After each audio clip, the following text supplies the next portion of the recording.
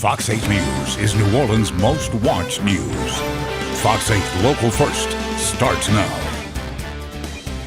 Good evening, I'm Maddie Kerr. Thanks for joining us. Several New Orleans City Council members will meet Monday to discuss ways to clean up the city, specifically around the homeless encampments that have sprung up beneath city overpasses. But some housing advocates say the plan would do more harm than good if passed by the full council.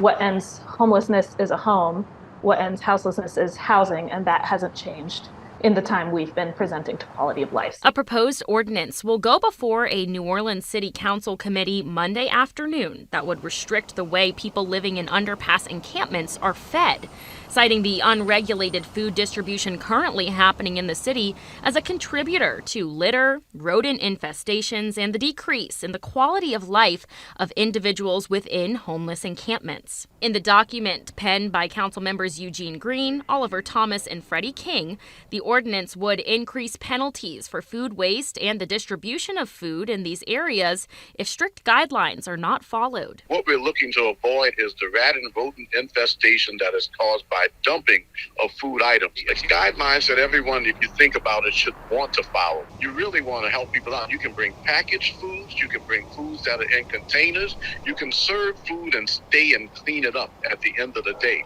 Angela Ozark has been advocating for people living in some of the harshest conditions in New Orleans for nearly a decade.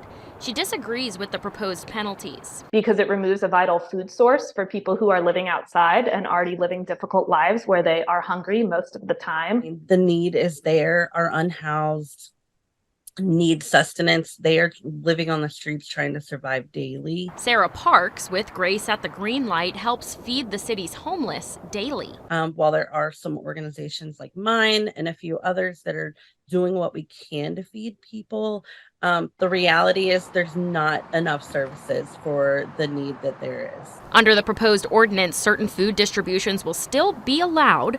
Food should be discarded nowhere other than in a lidded waste container. There should be no distribution of unsealed food containers, and no one should leave behind litter, food waste, or pans of food, or other unsealed bulk foodstuffs that cannot be reasonably consumed in one sitting. An increased amount of trash cans, dumpsters, increased servicing of these trash cans and dumpsters that do exist. You may pass a block where 40 people are living and they have one standard home-sized trash can. Ozark agrees there is a litter and rat problem across the city, but she hopes a different solution can be found. She'll be at the committee meeting Monday at 1 p.m. to voice her thoughts. We do it throughout the city.